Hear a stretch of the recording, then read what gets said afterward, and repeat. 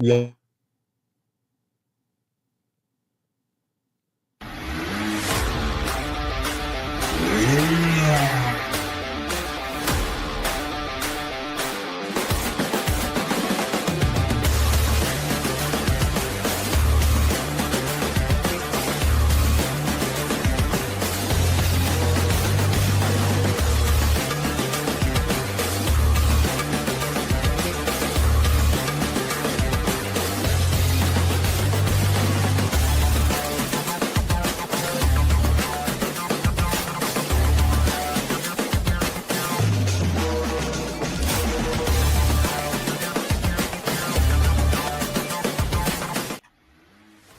Welcome to the latest episode of Full Throttle here on Unprecedented TV.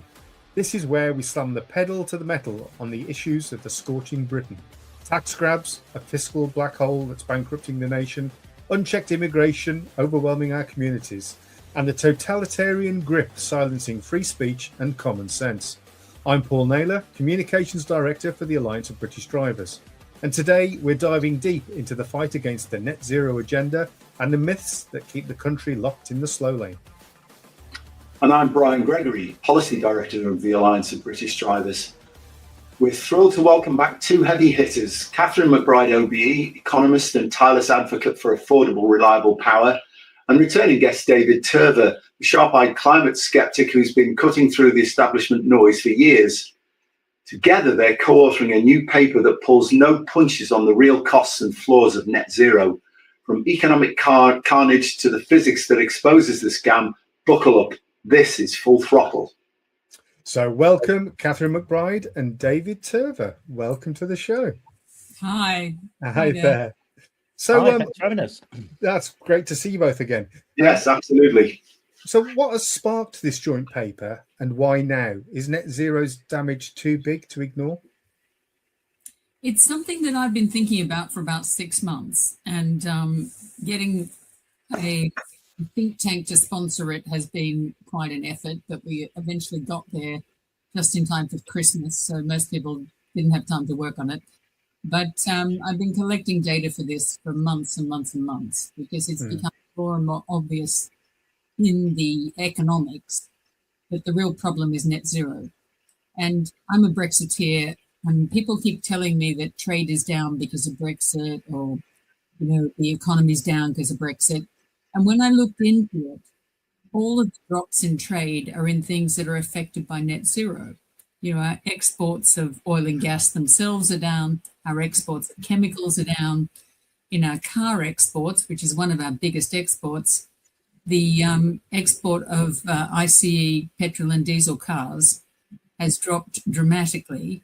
And though we are now selling hybrids and EVs, they're not enough to make up for the drop in petrol and diesel cars. So we've lost since 2017 was the high point. And since then, we've lost, I think it's 15% of our sales, the value of our sales. And that's really just through the swapping from an ICE car to an EV, which we don't really make. We don't have the batteries and things like that. So it's affecting us in all sorts of ways that politicians don't seem to understand. And the easy answer was always blame Brexit. And when you go, no, this is not Brexit. There are companies closing all over the country. And the high energy costs we've got and the very strict environmental regulations we've got started in the EU. Well, in fact, they go all the way back to the Climate Change Act in 2008. In fact, in the front of the paper, I put a little history of how we got here. And I thought, I'll just do it as bullet points because it'll just be short and quick. And then I found more and more bullet points. It goes on for pages. I know the editor didn't cut all that, but it's fascinating how it was 1,000 cuts of this regulation, this tax, that tax, all one after the other, and no one ever added them up and went, "Ooh, that looks expensive," And how did the two of you start working together? Did David? Did you contact Catherine, or vice versa? What happened? Vice versa. So we've been sort of like following each other on Twitter X for some time, and we end up going to some of the same sort of like presentations and things. And one of them, she sort of grabbed my elbow and said, "I'm doing this paper. Do you want to help?" And that was it, really. Brilliant. So is there one particular net zero myth that the paper destroys, or does it just destroy them all? I think the unfortunate myth is that a lot of people think that they can just reverse net zero in a nanosecond. Oh, we'll just, say it's null and void. And when you look at how finely it's intertwined into so much regulation, you realize that that's going to be quite complicated. And it's something that will also become a bit structural. You'll have a lot of vested interests and people who've now gone to the trouble of upgrading their plant and machinery to comply with net zero will resist not having to do that anymore. Yet, as Brian knows, they are presently having to compete with Chinese imports that don't have to comply with that. And though we're talking about joining the EU's ETS scheme, just because we want to push our prices up even more, and joining their CBAM scheme, their CBAM only counts the carbon emissions. It doesn't count all of the other things that companies have to comply with. The allowances that they have to buy for their waste emissions and the allowances that they have to buy for the actual processing and stuff like that. It's just a small part of it, and it's enough for the EU to give itself a bit of a gold star. But for the UK, those industries have already left town. So to then start putting taxes on imports, it's a bit like, well, we import that stuff because we need it. We need the aluminium to make cars with and planes, which are much more valuable. But you're going to put all this tax on aluminium, having driven our own aluminium smelters out of business years ago. So how does that make sense? It might have made sense if when they started taxing our own companies, they also taxed imports. But they didn't do it then, when I would have stood up with them and said, yeah, that makes sense. But instead, they're doing it now when it's too late, far too late. David, your thoughts? Well, just to echo what Catherine's saying, I did a bit of a deep dive on the various legislations and so on. And I mean, it is literally thousands of words when you go through it, starting, I think, in 1986 with some tax thing on gas. But then then they build on each other and they cross-refer each other and so on. So it is really a sort of like a legal Gordian knot. And then there's sort of like crossover onto, for instance, the TCA with Europe, where we're not allowed to backslide on it and stay and remain in the TCA. So it is going to be a devil of a job to unwind it. And I suspect, rather like, apocryphally, the Gordian knot was sort of like some people try to unravel it, but I think it was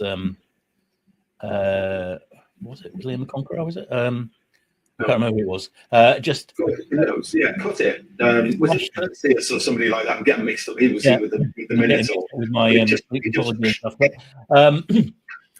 I think we're probably going to need our version of a great big beautiful repeal bill just to get rid of all these things. Yeah. Well, I think we should maybe start with the European Communities Act of 1972 and then follow it up with the Climate Change Act of 2008.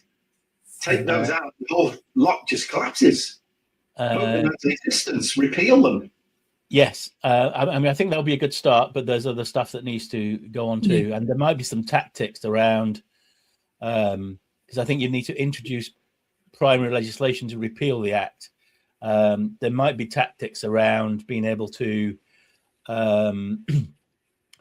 say, rely on the paper that they just produced in the US, that essentially revisited all the climate science and basically said, well, yes, climate change is a bit of a problem, but it's not an existential threat. Yeah. And there are clauses within the Climate Change Act that say, well, if the science changes, then you can sort of like resile from some of these targets. And also if the basis on which the decisions were made to create the carbon budgets from the Climate Change Act were false. And I think that's demonstrable, certainly from carbon budget 6 and 7, where they've come up with absolutely ridiculous numbers for the cost of renewables, like a third of what we're paying. I think it's pretty easy to argue that the basis on which the decisions were taken was therefore wrong, and therefore we can change the carbon budget. And that might be a good first step. And then, as you say, I think these things need to be repealed. The Climate Change Committee needs to be disbanded. And I think there's wholesale decapitation of the leadership of NESO, the National Energy Operator. We need the actual more decapitation. We need the bonfire of the Quangos that Cameron promised and never delivered. So David, you're going to be out there with the guillotine, are you? It's a metaphorical decapitation of the management rather than necessarily the people. Though I must say, some of their decisions are pretty incredible. Because when we were part of the EU, we signed up to the Paris Agreement, and the EU decided it would drop collectively amongst all the countries, which is their way they get around things, because some countries drop more than others. They dropped their emissions by 55%. And for some reason, when we came out of the EU, our Climate Change Committee advised the then Prime Minister Boris Johnson and the Energy Secretary, who was also the Energy, Business and Investment Strategy Minister, when you put those together. And they decided in their wisdom that the UK could drop cut its emissions by 68% by 2030. And you're going, wait a minute, 55 was high. Within the EU, I think we would have got away with about 40, because some of the Eastern Bloc countries would have been able to move into the 21st century and cut quite a lot. But for us to suddenly have to do 68 was sort of insane. And this was to impress their friends at the COP26 or something like that. When Boris was going to turn us into the Saudi Arabia of wind or something, wasn't it? So we'd have to follow the US. We'd have to leave the Paris Agreement, and we'd have to also get out of our financial services regulation is full of rubbish about what they call sustainability, and they actually define it as sustainability in the environment rather than financial sustainability, which a lot of people in the city assume that's what it means because they never bothered to look up the definition. So that this is all the way through financial regulation. It's also now in all of our Ofcom, Ofgem, off whatever they're called. All of the regulators, regardless of what they're regulating, have to consider the environment and climate change in their decisions. It's through all of our regulation. It's really ridiculous how much this is being put. On companies, they've got to do all their climate reporting. And just on Ofgem, I mean, Ofgem was set up to be the consumer champion, but now essentially its primary objective is to deliver net zero, which is almost like working in completely the opposite direction. But they've still got the aura of being a consumer champion, whereas in fact they're doing the opposite. And those things have just got to change a lot, I think. So, in all this work, did you sort of come up with what figure net zero is going to cost the average family over its 25-year or whatever it is, between now and 2050, 24 years, whatever? I haven't looked into that because the paper's not really about the average family. I'm really interested in the average business. Right, okay, This whole paper is really, is being written for the Great British Business Council. And it's really how our regulations are driving businesses out of the UK, and often out of business completely.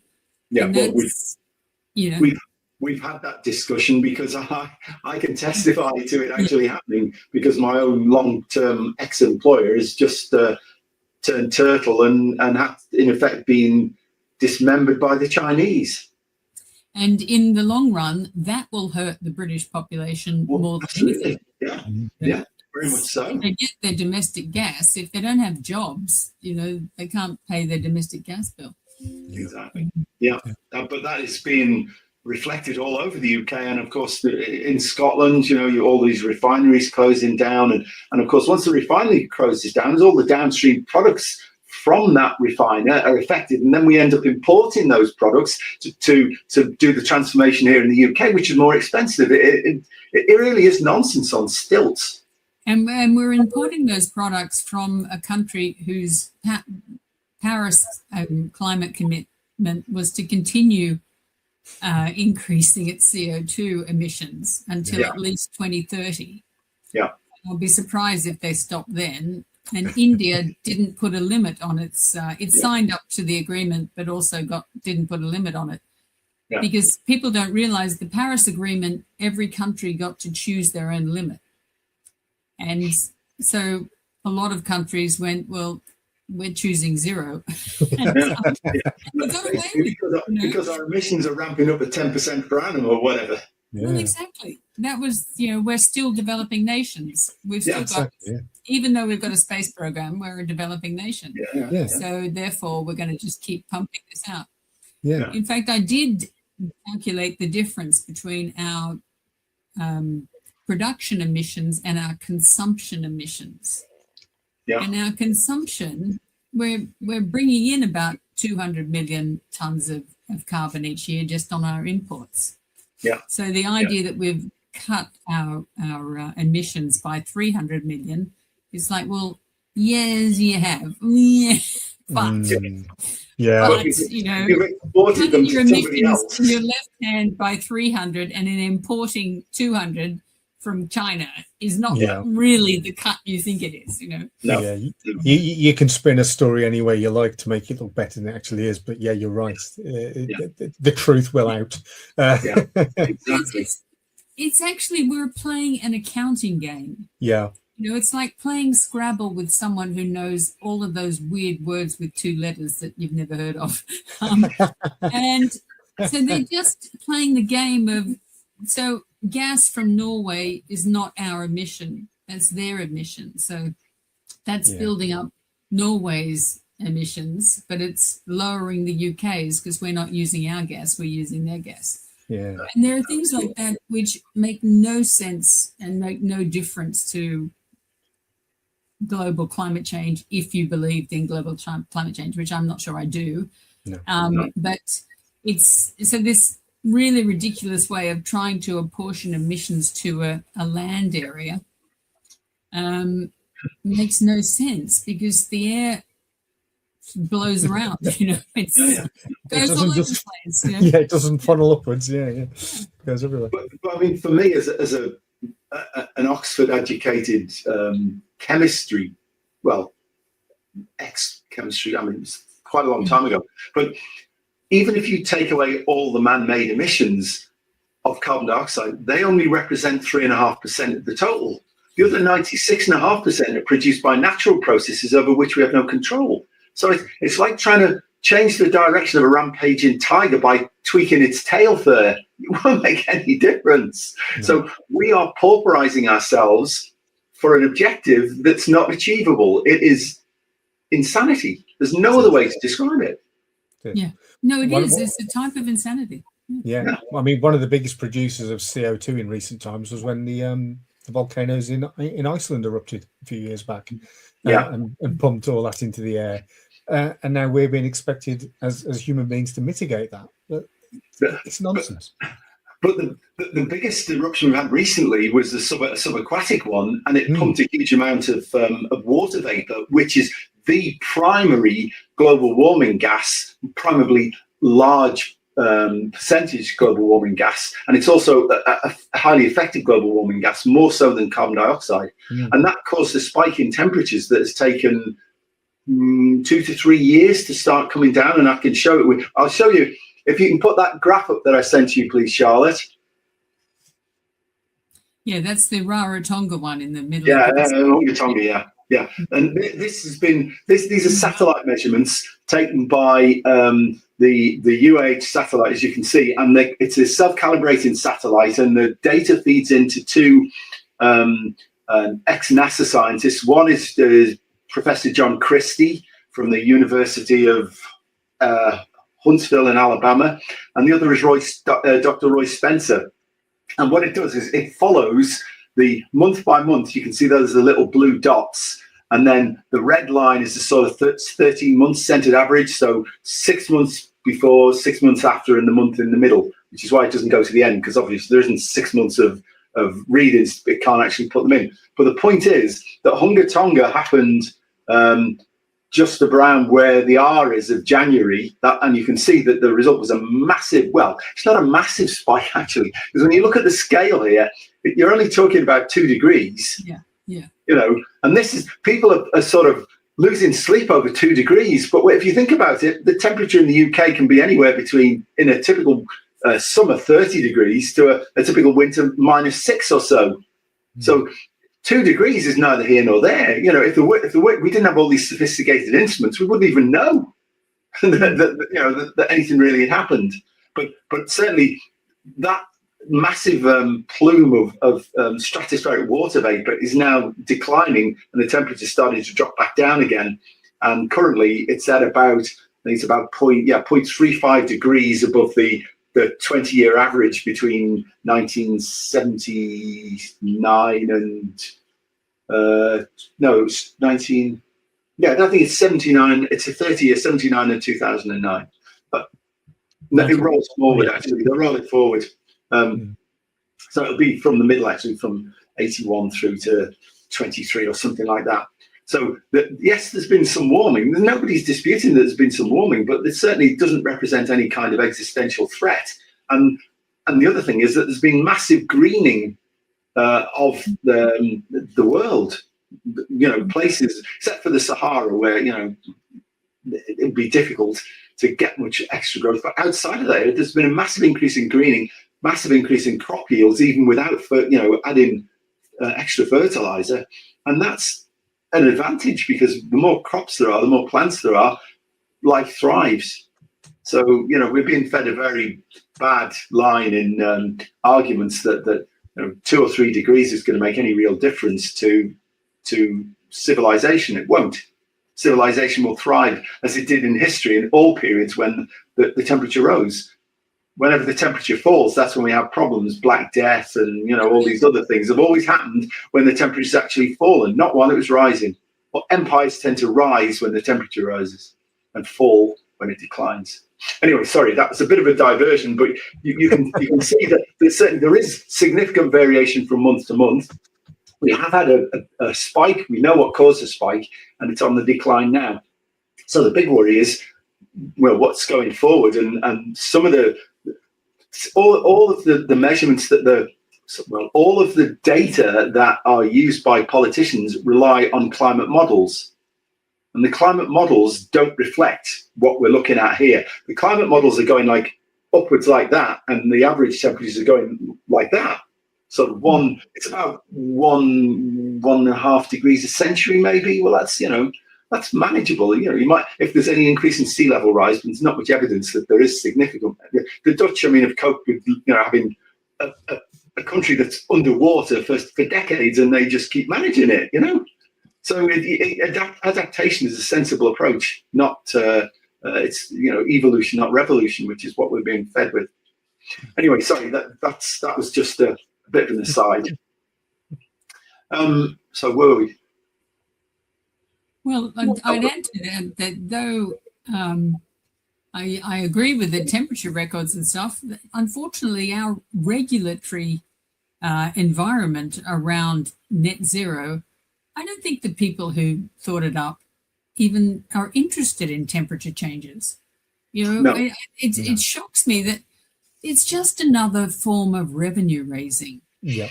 In most, Yes. It just gives them a huge amount of control and a large amount of income. And I don't think they even watch the I'm sure they've never seen that chart. And if they did see it, they wouldn't blink. They certainly wouldn't change any of their rules. because they've just got this blind idea that no, we must push this agenda because that's the trendy thing to do. That's what people at the World Economic Forum tell us to do. And it raises income, makes all these companies pay us. And that's the stupid thing, that the companies have accepted this, because the money they give to the government in their reparations for CO2 emissions doesn't go to lowering CO2 emissions or saving the planet or, anything like that. Just goes straight into HMRC's big black hole that they keep telling us about. And it's like, well, how does paying a tax to the government stop net zero? And no one's ever, they claim, oh, well, it makes things more expensive and therefore people don't buy them, and therefore but that's an economic death spiral. Well, exactly. That's what we've worked out, that what actually happens is it's not that, people then go out of business, and then they don't have employment, and then you don't have big revenue like income tax revenue that was a lot more than the silly carbon tax revenue. Yeah. Well, talking about money, and I'll put this to both of you. So, David first. Politicians keep saying that renewables are cheap. What's the biggest lie in their cost numbers? Well, I do a lot of work on this, and I mean, it is basically just a straight up lie. So if you look at the older renewables, particularly offshore wind, I mean, some of those are priced at sort of like over £200 per megawatt hour at the moment, and haven't looked for a few weeks, but a typical wholesale price is about 80, so they're like 2.5 times more. It's true that the ones that have been awarded more recently, so the offshore wind that was awarded a few weeks ago back in January, that's at something like £94 per megawatt hour in today's money, I think, which is still more than the 80. But what they always omit to mention is what the extra cost of renewables are. So we have to have grid balancing, we have to have backup from the capacity market, and of course they're spending tens of billions on expanding the grid to connect all these remote wind farms, from where they are, so 100 miles offshore, to the source of demand. And I did a sort of like a fag packet calculation there. So if you add up all of those costs and then attribute them to the intermittent renewables of wind and solar, that adds about £33 per megawatt hour to their sort of like nominal cost on the contract for difference. And therefore they're then much more expensive than gas. And that price of gas includes a carbon tax too. So I haven't looked at what it was in January, but in December, the carbon tax was about 37% of the wholesale price of gas-fired electricity. So, gas-fired electricity could be down at 50 or 55 or something. And more modern plants, with higher efficiencies, could be even cheaper. Even with our elevated gas price, that we're sort of essentially constraining our own supply of gas because we're not allowing drilling in the North Sea and we're not allowing fracking. And our gas, UK and European gas is, typically about 3 times more expensive than US gas. So there's a huge scope for cutting the costs of of energy in general and electricity specifically, if we stop hamstringing ourselves and go for maximum supply, which means we have to lift the bands of drilling. And then, gas-fired electricity might drop to, 25 or 30 pounds per megawatt hour or something. And then if you don't have the carbon tax on top, retail prices, and you get rid of all the subsidies, so the wholesale, we pay sort of like 27, 28p per kilowatt hour in our bills, of which about 8p is the wholesale price, and the rest of it is the subsidies that I mentioned, the contract for difference, renewable obligations, feed-in tariffs, containment costs as well. Pardon? I don't understand how we can actually give a renewable producer money to not generate. That doesn't make any sense to me at all. Well, yes, that's in the balancing cost. That's called curtailment. So yes, there's that as well. And then there's the extra distribution and transmission costs. And then Of course, suppliers need to make a profit and so on. Yeah. So, but if we really decide to take the axe to this stuff, I don't know. I think prices could fall by nearly 2/3 if we take all this stuff out. But that takes, it'll take a gargantuan political will, but it could be done. And we can see it can be done because, the government publishes the figures from the IEA, and our electricity prices are like 4 times those in the US, industrial electricity prices. Yes. We've got the highest industrial electricity prices in, essentially in the developed world, and pretty close to that on domestic electricity prices too. And that is just killing the economy. Yes. Everything we do needs energy.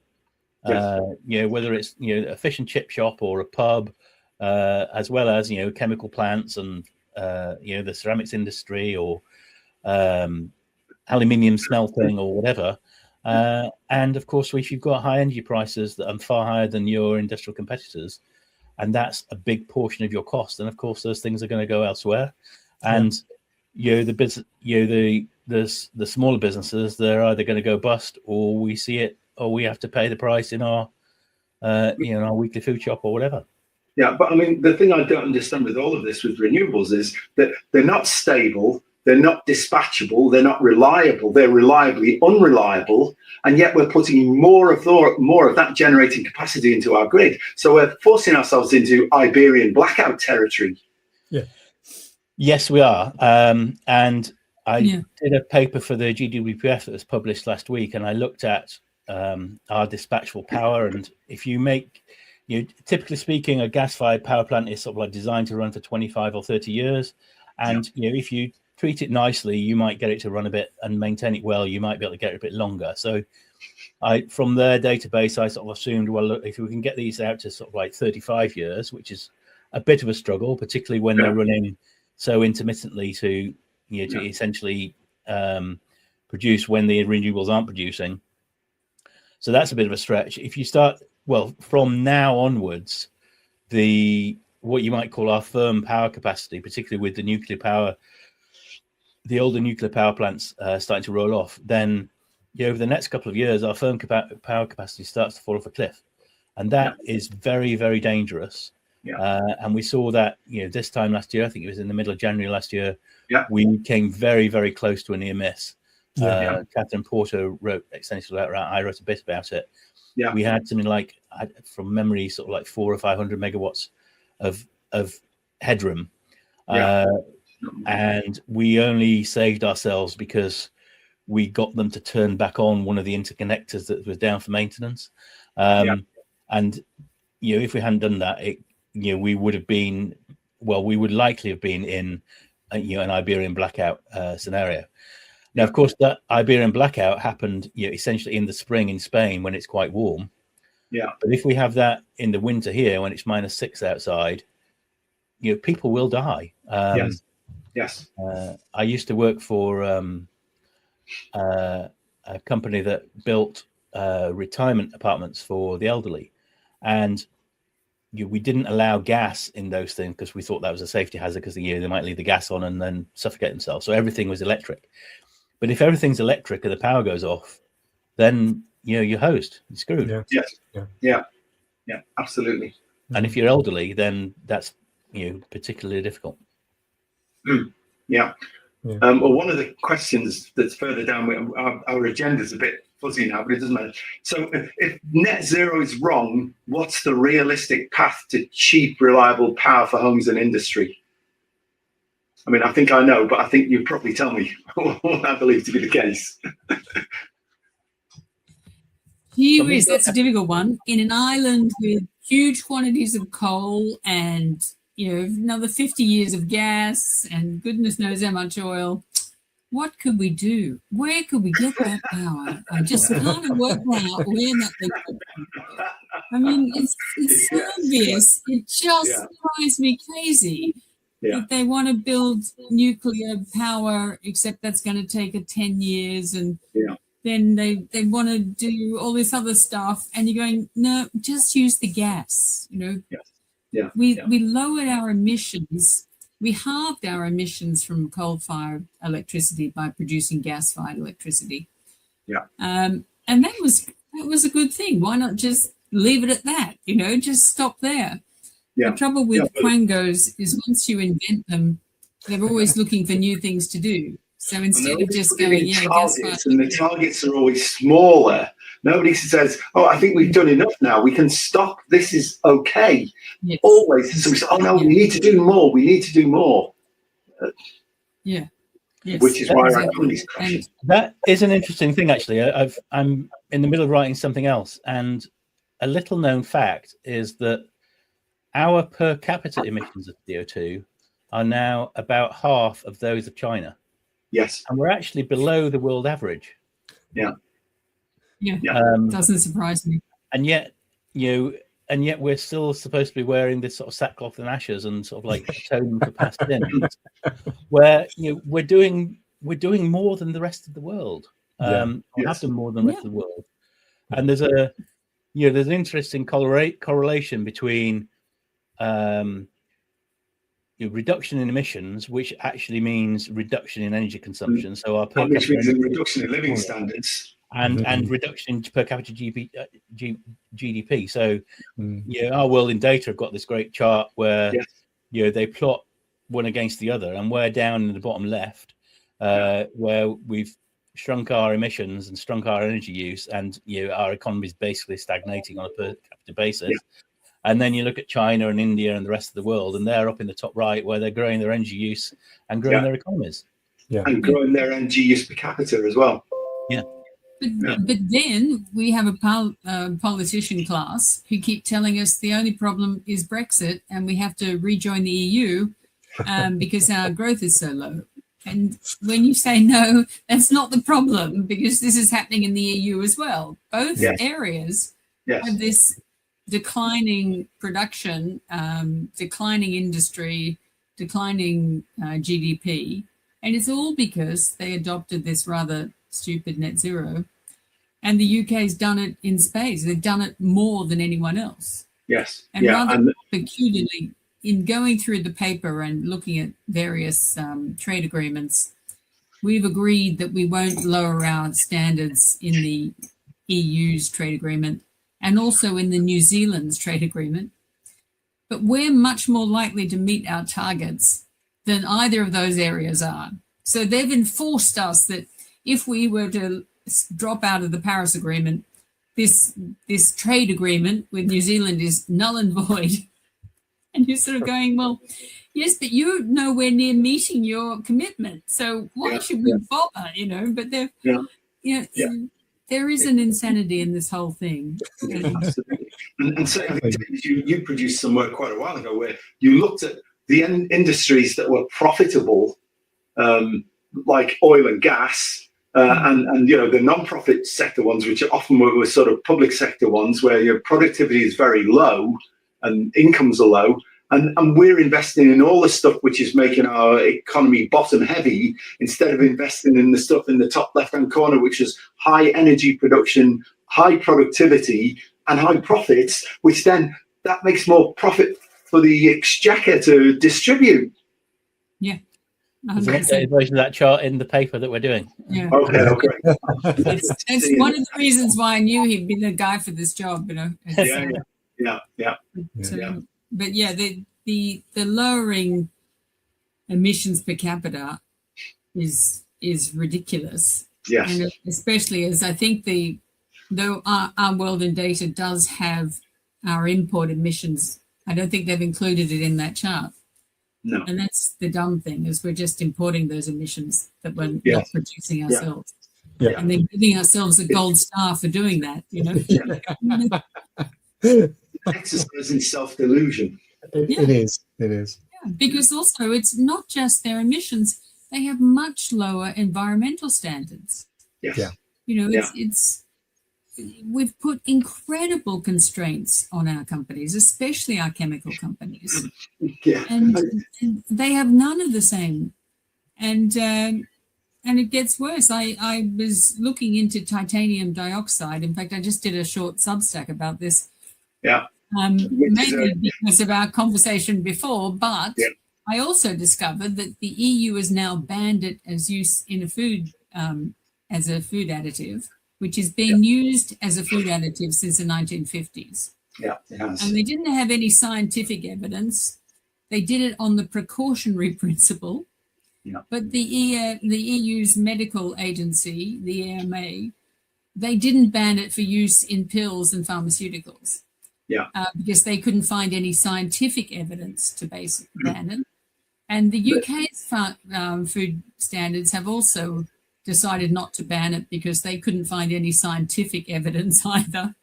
They tried very hard, if I can interrupt a second, Captain. What they did was they tried to classify it as a potential carcinogen, and the test that they did, they put a lot of rodents in like cages, well, boxes really, because it was enclosed on all sides, transparent ones, and they put something like, I think it was about 300 grams per cubic meter of titanium dioxide in. Well, that's a whiteout.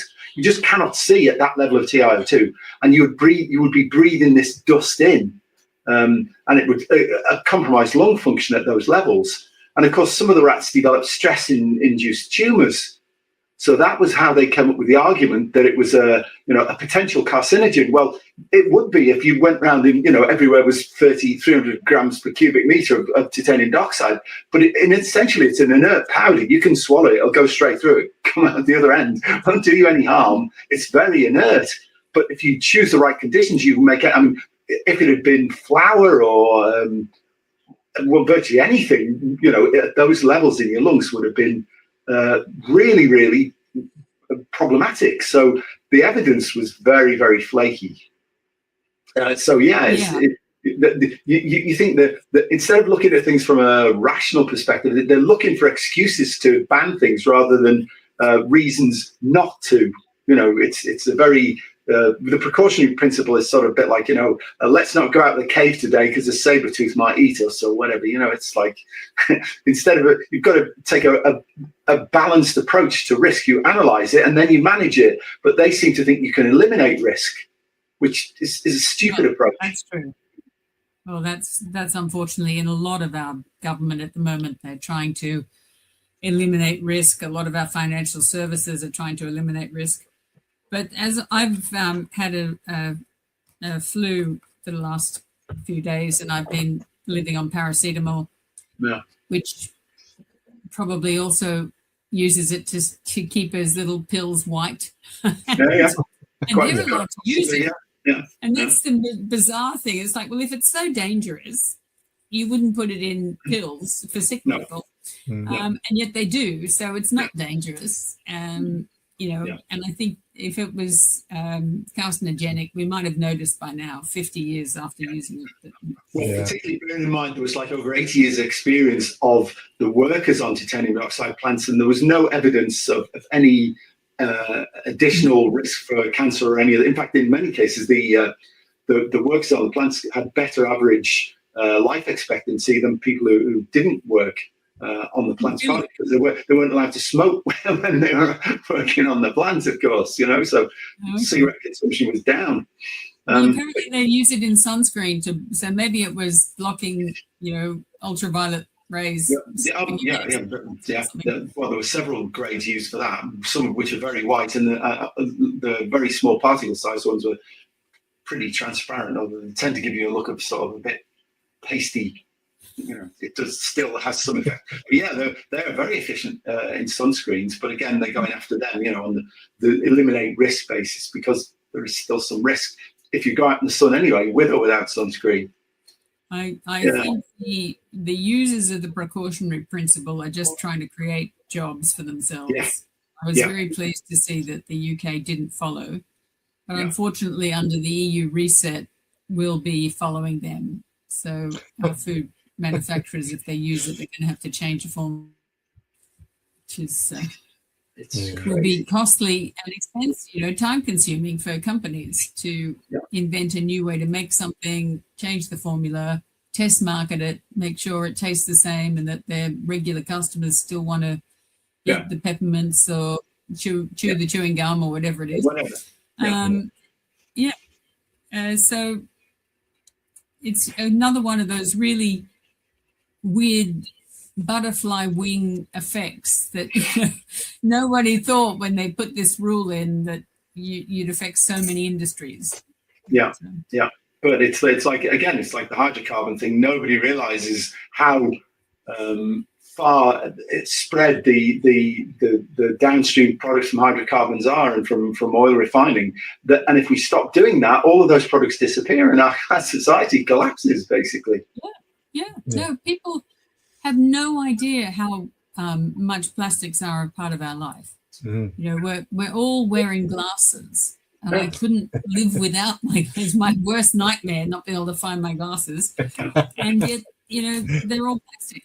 They're all made of plastic. You think, well, and all the clothes we wear nowadays, you know, even if it's got some wool in it, often it's woven in with other synthetic fibers. You know, all the sort of gym gear that women wear nowadays has got lycra and stuff in it, you know, which again, it's oil derived. People just don't seem to realize it all. Elastine in it, you know. So it's in and the big one, of course, is ammonium nitrate, which is, you know, nitrogen fertilizer, which is made from methane. No, and half the world's population is dependent on it. So if you get rid of that, then half the people die. I struggle to see a worse outcome. No, absolutely. Well, I don't know if you're the World Economic Forum, they look forward to a world where the population is 5% at the current level. And you know the elite are sort of tended to by this tiny minority of the servants they've allowed to continue living. It's quite a disturbing dystopian worldview, but they seem to be pushing it downwards, and politicians are swallowing it up. Yeah, very odd. Yeah. So one for the I'm going to ask the final question, Brian. Yeah. So this one really is for our viewers. So what is the one action that they can take today to push back? That your viewers can take today.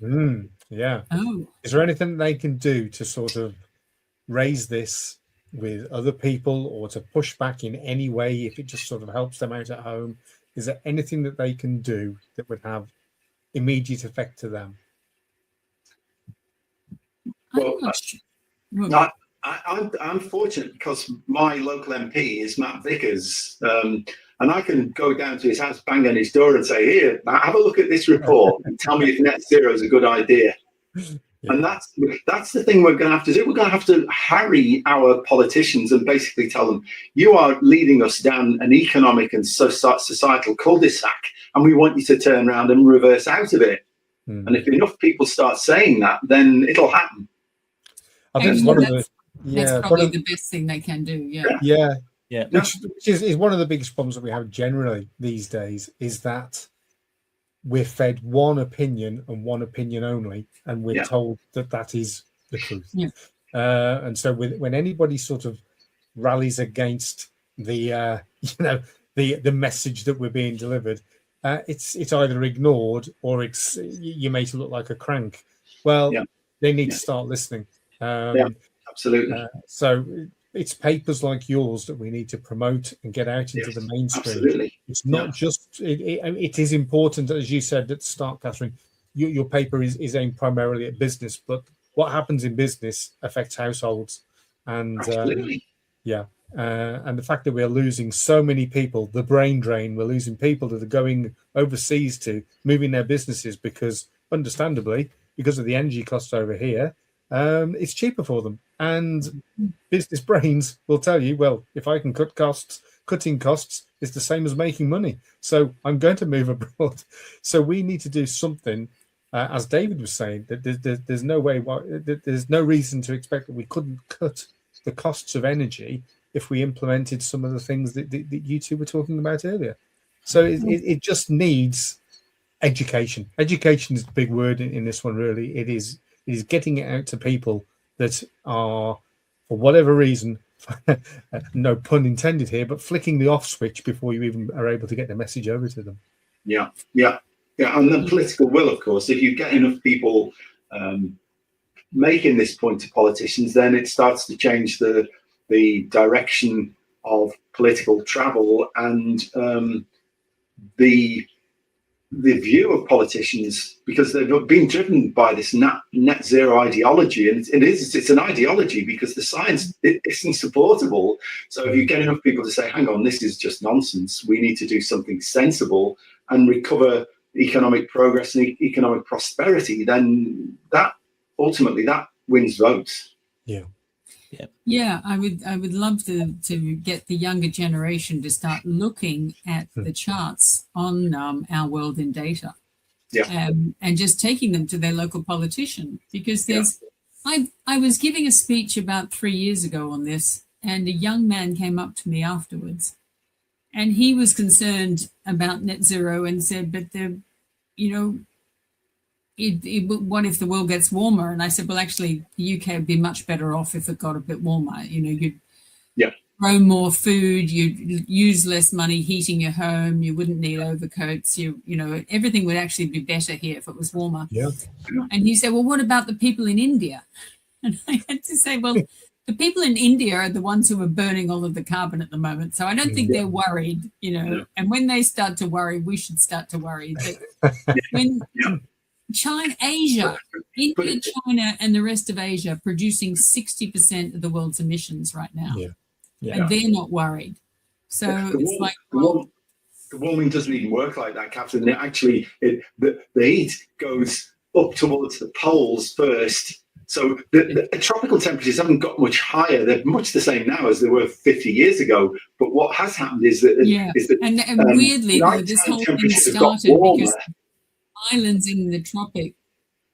Sorry, this whole thing started because of islands in the tropics complaining they'd be underwater. And I noticed the other day that the Chagos Islands, the average, the highest point I think is the average height is 4 feet above sea level. So that the whole thing is only, and it's been there for years, and the Americans have built a big base on it. And you think its average height above sea level is only 4 feet. It's like, well, what we started this whole thing to save these islands. They don't seem to be sinking. Shouldn't they be sunk by now? Why does Mauritius want to buy this place if it's going to sink? Why are we being fooled? Yes, we are. Because the guy who went up to rolled his trousers up was a Gutierrez, I think, who went in the water and said all these islands are going to be, but that wasn't Chagos, it was one of the other Pacific groups. But actually they're building about 4 or 5 airports, which is a strange thing to do if you're expecting your whole island to be inundated. But they're looking at the tourist revenue, of course. More airports. They're spending their sort of the climate reparations on building new airports. Exactly. So that gives you a clue of where their real objectives lie. If you can get somebody else to fund your airports, then that's great, especially when you get more tourist revenue as well. It's a double whammy. No, exactly. So okay, that's it. I think just take any information to your local MP about the number of job losses and the fact that the jobs are just moving to China and India. Absolutely. No one's, Well, I think even the trade unions now are beginning to realise that this is a very bad trajectory that we're on. I wish more of them did. I wish more of them did. Unfortunately, some of the big trade unions seem to be representing the sort of lanyard class of political, operatives and teachers and people like that who.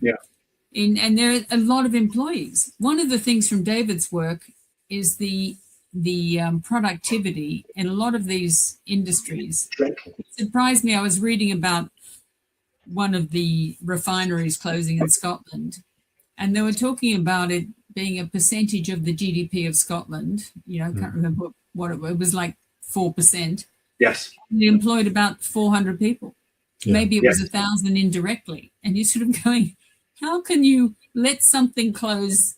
And then a politician would go, oh, well, there's only 400 votes in it. Why would I care? It's the other side of the equation, Madness. So where are we in terms of the paper? Is it complete? No, not even slightly. No. It's going through a lot of editing at the moment. So when would you expect it to be ready?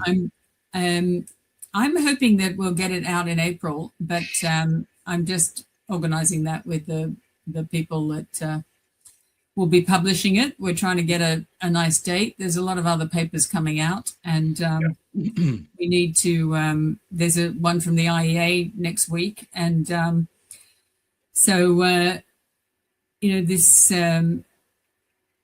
has to come out at a time when people are willing to listen to it, and And when it does come out, when it's published, for our viewers, will they be able to access it? Oh, yeah, definitely. It'll be on the internet, and it'll also be, obviously, we'll have hard copies. And I'm sure Brian will agree that's something that we'll promote. Yeah, we can send you guys hard copies. Absolutely. That would be very useful. And we, maybe if you, and I know this is sort of kind of a schadenfreude thing, but if you can time it when some large significant manufacturing site is threatened with closure, that would really ram the point home. I mean, it's sad to have to look at that as a business opportunity, but the point has to be made to the politicians that what they're doing is just mad, and linking the two things together, I think, just really hammers the point home. I do know of at least one think tank that does keep its papers in a storage locker until the time is right. It does all feel like just one massive virtue signaling exercise to me. So we need to. It's a multi-billion-dollar virtue signaling exercise, because the estimates I've seen for the cost of net zero for this country alone vary between about 3 trillion from Net Zero Watch to 15 trillion, I think it was, from McKinsey. That's like $500 billion a year for 30 years, 15 trillion. And 3 trillion is about our GDP. So $500 billion a year is like about 1/6 of our GDP. That's a huge amount of money to be splattering down the drain effectively. I really think it's more than that, because you're counting the cost of imposing net zero onto companies. But there's a whole infrastructure where we've got a huge amount of consulting firms and advisory people have set themselves up to advise companies on how to do this. And that is actually a cost to the economy, because these people could be doing something more useful. And we've had, the last 10 years of university graduates are being sucked into this machine of selling net zero when they really should be joining an engineering firm or doing something productive. Chemicals are actually making something, and instead they're advising. They're working in consultancies, advising companies. So I think there's an unwritten opportunity cost of losing this talent into this. Or certainly missing the opportunity cost of the businesses that close as a result of net zero because of the energy thing. Because the energy costs, and that's more difficult to quantify. But I think it's probably even larger than the cost of spending the money on the wind farms and so on. But I mean, even the World Bank says that the cost of adaptation is much smaller. It's sort of 170 trillion globally or something, and 15 trillion for the UK, that represents 1% of carbon dioxide emissions, man-made carbon dioxide emissions. It's crazy. It just doesn't stack up. It's not economically sensible. But we already established that quite a while ago. Right. Well, it's been brilliant having you both on again, and absolutely. I think it'd be great when the paper's published, Brian. We'll go through it, and then if you would both like to come on again, we can discuss it and promote it and get it out there to the whole wide world and the country. I think it's very important that they see that. So thank you very much. Send a copy to Chris Wright just to remind him that if you go down the UK route, this is what will happen to you. I think we should send it to Mr. Miliband. But there you go. Yes, absolutely. That's brilliant. So thanks very much. I think the UK is becoming the cotton retail. Yes, definitely. For sure. Cheers. So thanks so much, Catherine. Thanks, David, for coming on again, and we will love to have you back when the time's appropriate. So give us a shout, and we'll timetable it in. Okay. Yeah. Brilliant. Great. Thanks Thank much you. indeed. See you again. Cheers. Bye. Cheers. Yes, absolutely. Thank you.